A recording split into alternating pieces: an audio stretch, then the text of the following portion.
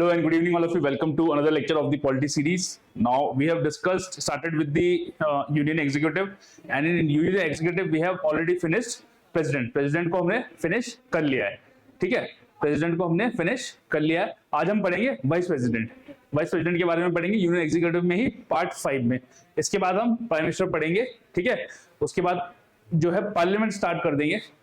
या पहले union executive खत्म कर लेंगे, अटॉर्नी जनरल वगैरह पढ़ लेंगे, ठीक है, और फिर उसके बाद पार्लियामेंट स्टार्ट करेंगे. देखते हैं कैसे रोल आउट होता है, क्योंकि लक्ष्मीकांत में तो जो है आपका काउंसिल ऑफ मिनिस्टर्स के बाद आपका पार्लियामेंट दिया गया है.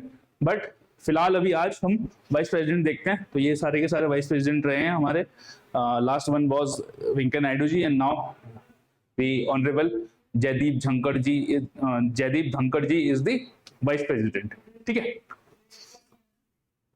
नाउ बहुत ज्यादा कुछ है नहीं वाइस प्रेसिडेंट पढ़ने के लिए. जैसे नॉमिनल हेड प्रेसिडेंट होते थे वैसे ही वाइस प्रेसिडेंट भी होते हैं. बहुत ज्यादा काम नहीं है, सिर्फ एक नॉमिनल पोस्ट है, क्योंकि ये अमेरिकन सिस्टम से हमने ये चीज लिया है. वहां पे भी प्रेसिडेंट और वाइस प्रेसिडेंट होता है, ठीक है. बट देन थोड़े से सब्सटेंशियल डिफरेंस भी है यूएस और इंडिया के वाइस प्रेसिडेंट के बीच में. वो हम आपको लास्ट में बताएंगे, ठीक है, वो हम आपको लास्ट में बताएंगे. लेकिन ये जो सिस्टम हमने लिया हुआ है, तो ये हमने अमेरिकन सिस्टम से लिया हुआ है. और याद रखिएगा, ऑर्डर ऑफ प्रेसिडेंस में आफ्टर प्रेसिडेंट वाइस प्रेसिडेंट ही आते हैं, ठीक है. ऑर्डर ऑफ प्रेसिडेंस में प्रेसिडेंट के बाद वाइस प्रेसिडेंट ही आते हैं, ठीक है. और जब भी प्रेसिडेंट अवेलेबल नहीं होते हैं तो vice president as an acting president work करते हैं, ठीक है, as an acting president work करते हैं, ठीक है. तो शुरू करते हैं. तो इलेक्टोरल कॉलेज की अगर मैं बात करूं, इलेक्शन कैसे होते हैं, ठीक है, इलेक्शन कैसे होते हैं, और थोड़ा सा डिफरेंस भी है. थोड़ा सा डिफरेंस क्या है कि भाई जब हम प्रेसिडेंट पढ़ रहे थे तो प्रेसिडेंट में हमने क्या पढ़ा था? Elected members of the parliament, elected not nominated, ठीक है. Then elected member of the state legislature, not nominated, ये वोट करते थे. एंड जो मेंबर ऑफ लेजिस्लेटिव काउंसिल होते थे, जहां पर भी जो है आपका बाई कैमरल लेजिस्लेचर है, वो भी वोट नहीं करते थे. वो थी बात प्रेसिडेंट की. प्राइम मिनिस्टर में पूरा पार्लियामेंट, वो सॉरी वाइस प्रेसिडेंट में पूरा पार्लियामेंट जो है वोट करता है. पूरा पार्लियामेंट वोट करता है, ठीक है, पूरा पार्लियामेंट वोट करता है, ठीक है. इसमें कौन कौन से आते हैं? Elected members of Rajya Sabha, nominated members of Rajya Sabha and elected members of Rajya Sabha, Lok Sabha. जो दो नॉमिनेटेड, पहले नॉमिनेटेड मेंबर्स भी करते थे, बट जो दो नॉमिनेटेड मेंबर्स थे जो एंग्लो इंडियन कम्युनिटी से आते थे, जिसको कि राष्ट्रपति जी नियुक्त करते थे या नॉमिनेट करते थे, वो प्रोविजन जो है 2020 में लैप्स हो गया. जब वो लैप्स हो गया है तो अब कोई मतलब नहीं कि उसको लिखा जाए. तो आज के समय में अगर इस बार जो वाइस प्रेसिडेंट के लिए वोटिंग हुई तो किसने वोट किया? आपके इलेक्टेड. पहले हम लोकसभा में जाएं तो लोकसभा में सिर्फ अब इलेक्टेड मेंबर्स हैं, तो इलेक्टेड मेंबर्स ऑफ लोकसभा. हम राज्यसभा में आए तो इलेक्टेड मेंबर्स प्लस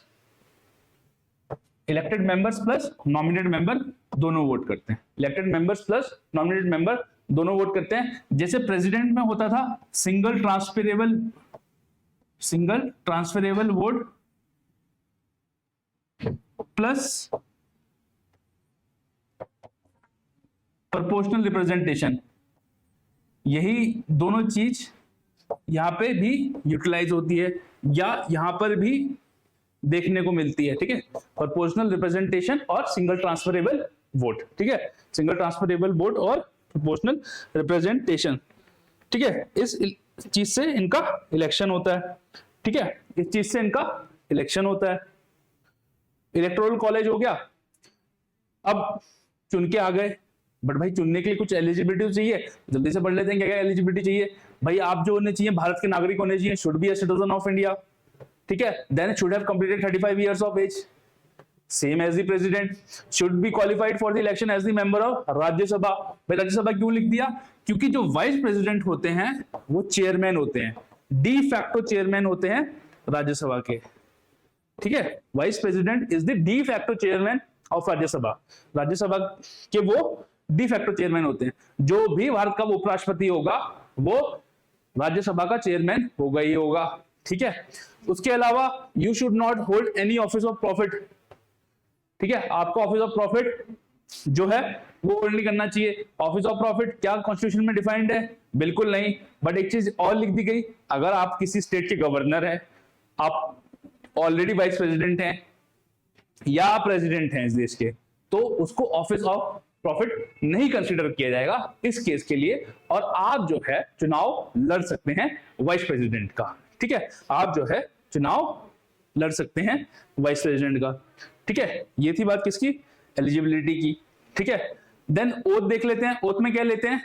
ओथ में दो चीजें बोलते हैं कि I will bear true faith and allegiance to the constitution of India. भाई भारत के संविधान के प्रति मैं जो है उसके प्रति मैं ट्रूथफुल रहूंगा, मेरी एलिजियंस रहेगी, and to faithfully discharge the duties of office, to faithfully discharge the duties of office. इसके बाद जब हम प्राइम मिनिस्टर पढ़ेंगे तो प्राइम मिनिस्टर में हम दो चीजें पढ़ेंगे, एक तो वो ओथ लेंगे और एक ओथ ऑफ सीक्रेसी लेंगे। ठीक है, एक सिंपल ओथ लेंगे और एक ओथ ऑफ सीक्रेसी लेंगे, ये याद रखिएगा। ठीक है, तो जो वाइस प्रेसिडेंट है उनकी ओथ में क्या होगा कि to bear true faith and allegiance to the Constitution of India and to faithfully discharge the duties of the office। ठीक है, नेक्स्ट चलते हैं ओथ के बाद। देखिए कंडीशन ऑफ सर्विस। ठीक है, conditions of the office, sorry condition of the office में क्या है भाई पढ़ लीजिए, he should not be a member of either house of the parliament. ठीक है, आप जो है, मैंने क्या बोला कि आप गवर्नर हो सकते हैं, आप वाइस प्रेसिडेंट हो सकते हैं, आप प्रेसिडेंट हो सकते हैं, तब आप इलेक्शन लड़ सकते हैं। ऐसे केस में आप इलेक्शन लड़ सकते हैं, पर आपको वो सीट छोड़नी पड़ेगी अगर आप किसी स्टेट लेजिस्लेचर के पार्लियामेंट, जैसे जयदीप धनखड़ जी क्या थे, गवर्नर थे वेस्ट बंगाल के। ठीक है, तो आप जो है मेंबर नहीं होने चाहिए या तो किसके, पार्लियामेंट के या स्टेट लेजिस्लेचर के, पार्लियामेंट के या स्टेट लेजिस्लेचर के आप मेंबर नहीं होने चाहिए। और अगर कोई भी ऐसा व्यक्ति जो है अगर वो हाउस में इलेक्ट हो जाता है तो जो है आप जिस दिन से उस पोस्ट पे आएंगे आपकी वो सीट वेकेंट मानी जाएगी पार्लियामेंट में या स्टेट लेजिस्लेचर में, और आप कोई भी ऑफिस ऑफ प्रॉफिट नहीं रखेंगे, हम पहले भी पढ़ चुके हैं। ठीक है, ये थी किसकी condition of office. Then term of office. भाई टर्म ऑफ ऑफिस आर्टिकल 67 में दिया गया है, अब कितने साल के होते हैं? 5 ईयर्स। 5 ईयर्स से पहले करना है तो आप जा सकते हैं, कोई दिक्कत नहीं है, कोई मनाही नहीं है आपको, आप जाइए आराम से चिल करिए लाइफ में, कोई दिक्कत नहीं है, लेकिन आप अपना रेजिग्नेशन देंगे। ठीक है, आप अपना रेजिग्नेशन दे के जाएंगे। ठीक है, तो 5 ईयर होगी, आप अपना रेजिग्नेशन किसे देंगे? जो उपराष्ट्रपति होता है वो अपना रेजिग्नेशन किसे देता है? राष्ट्रपति जी को, प्रेसिडेंट को देता है। ठीक है, किसको देता है?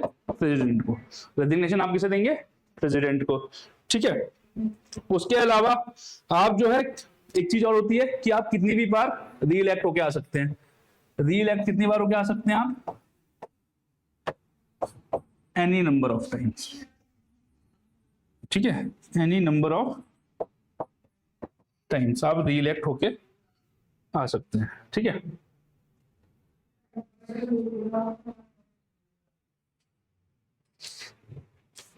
तो ये हो गया टर्म ऑफ ऑफिस की। टर्म ऑफ ऑफिस किसमें है? आर्टिकल 67। कितने साल के लिए? 5 साल के लिए। और जो है आप कितनी भी बार री इलेक्ट होके आ सकते हैं। देन कब कब वैकेंसी हो जाएगी? भाई वैकेंसी कब मानेंगे कि जो उपराष्ट्रपति है उनका जो ऑफिस है वो वेकेंट हो गया, तो किस किस टर्म में मानेंगे?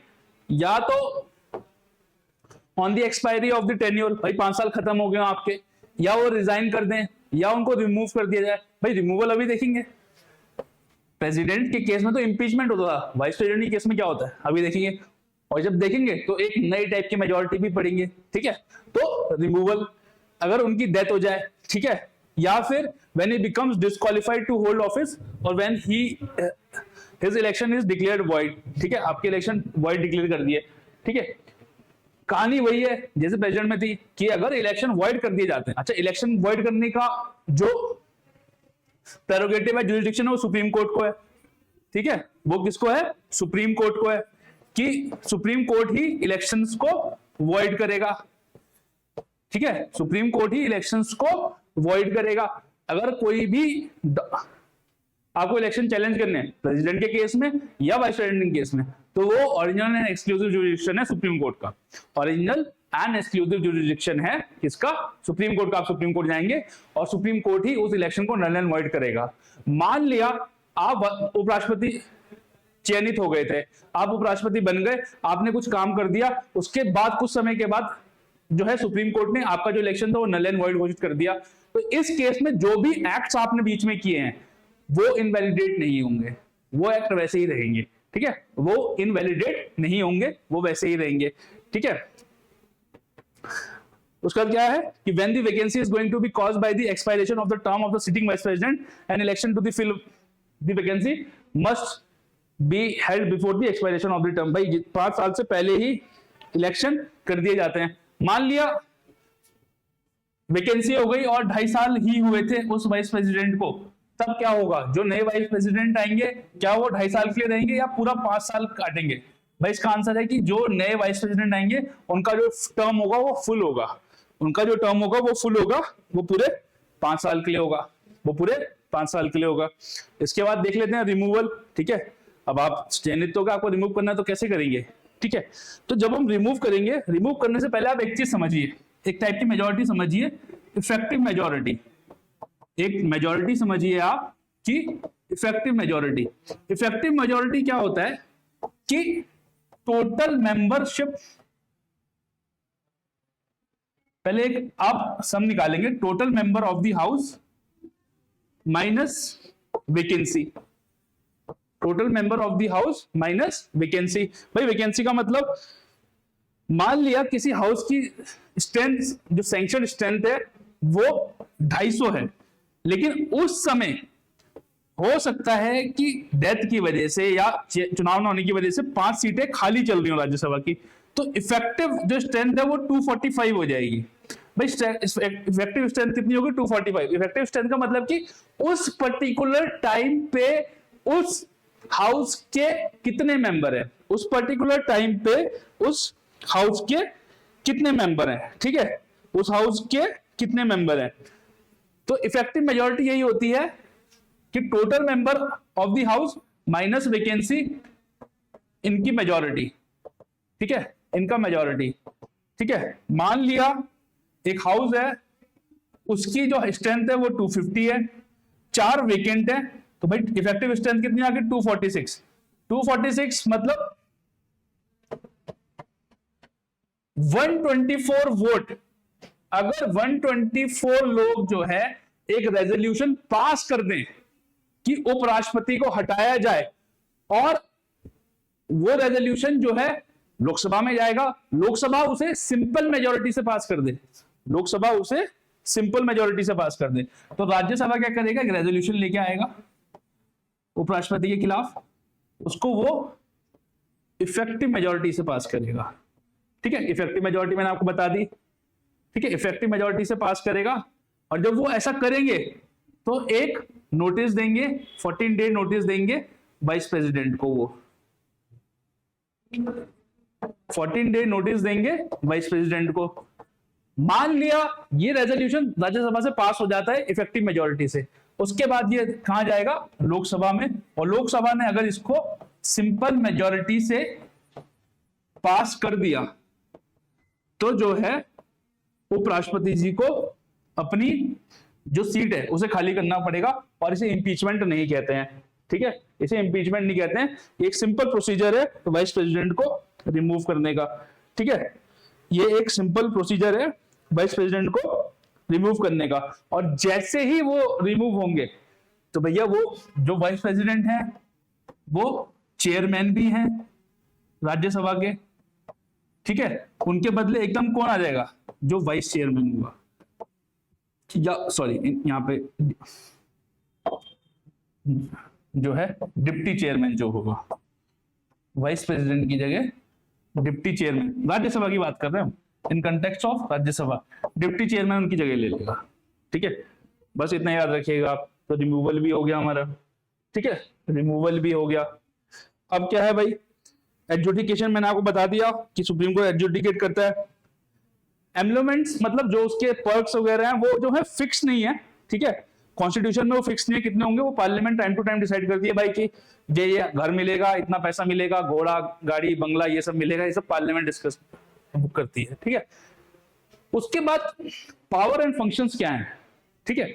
तो सबसे इंपॉर्टेंट जो फंक्शन है वो मैंने आपको पहले ही बता दिया है कि he is the ex officio, he or she is the ex officio chairman of the council of states.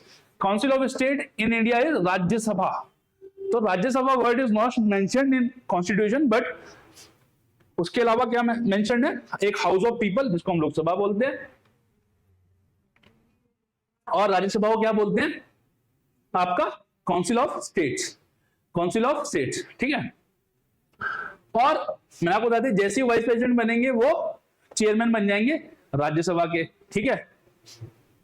और जब वो एज अ चेयरमैन प्रिसाइड करते हैं किसी भी सिटिंग की राज्यसभा को, तो उनके पास वही पावर्स होती हैं जो कि स्पीकर के पास है लोकसभा में, जो कि स्पीकर के पास है लोकसभा में, ठीक है। उसके अलावा क्या पावर फंक्शन है भाई, जब भी प्रेसिडेंट बाहर चले गए या वैकेंसी हो गई या डेथ हो गई या उनका इंपीचमेंट हो गया, तो वाइस प्रेसिडेंट जो है वो as a acting president act करेंगे। तो तब जो है वाइस प्रेसिडेंट जो है प्रेसिडेंट की तरह एक्ट करेंगे, और वाइस प्रेसिडेंट भी नहीं है तो chief justice of India act करते हैं एज अ प्रेसिडेंट, ठीक है, चीफ जस्टिस एक्ट करते हैं, ठीक है। उसके अलावा जब वो एज ए प्रेसिडेंट एक्ट करेंगे तो वो ऐसा सिर्फ 6 महीने के लिए कर सकते हैं, ठीक है, वो ऐसा सिर्फ 6 महीने के लिए कर सकते हैं। और यही एक सब्सटेंशियल डिफरेंस भी है किसके बीच में, यूएस और इंडिया के वाइस प्रेसिडेंट के बीच में। यूएस में जो वाइस प्रेसिडेंट है उन पे ऐसे कोई लिमिट नहीं है, वो कितने भी टाइम तक प्रेसिडेंट एक्ट कर सकते हैं, बट इंडिया में जो है वाइस प्रेसिडेंट जो है सिर्फ 6 महीने के लिए प्रेसिडेंट एक्ट कर सकते हैं, सिर्फ 6 महीने के लिए एक्ट कर सकते हैं, ठीक है। उसके अलावा प्रेसिडेंट जब भी एब्सेंट हो, इलनेस हो, तब भी वो प्रेसिडेंट की तरह एक्ट करते हैं, ठीक है। ये तो इनकी मेन ड्यूटीज हैं, ये इनकी मेन ड्यूटीज हैं, ठीक है। और लास्ट टॉपिक पढ़ लेते हैं कि अमेरिकन प्रेसिडेंट से जो है हमारा प्रेसिडेंट कैसे डिफरेंट है। तो ये अमेरिकन है, एक डिफरेंस तो मैंने अभी आपको बताया, इंडियन, ठीक है। एक डिफरेंस तो मैंने अभी बताया आपको कि यहां जो है वो सिर्फ 6 महीने के लिए प्रेसिडेंट रहेंगे, यहां सिर्फ वो 6 महीने के लिए प्रेसिडेंट रहेंगे। वहां ऐसी, अमेरिका में ऐसी कोई लिमिट नहीं है, अमेरिका में ऐसी कोई लिमिट नहीं है कि 6 महीने तक आपको रहना, वो कितने भी टाइम तक कंटिन्यू कर सकते हैं, कितने भी टाइम तक कंटिन्यू कर सकते हैं। उसके अलावा जो है जब जो वाइस प्रेसिडेंट है ना अमेरिका के, उनके पास ज्यादा पावर्स हैं इंडिया के वाइस प्रेसिडेंट के मुकाबले, ठीक है। जैसे क्या होता है, जब प्रेसिडेंट बाहर चले गए या वैकेंसी हो गई, तो ये सिर्फ महज एक एक्टिंग प्रेसिडेंट है, ये सिर्फ एक्टिंग प्रेसिडेंट है, एक्चुअल प्रेसिडेंट नहीं होते, सिर्फ एक्टिंग प्रेसिडेंट होते हैं, या chief justice acting chief justice होते हैं, काम सारे वही करते हैं बट एक्टिंग है। बट यहाँ पे जो है ये act as a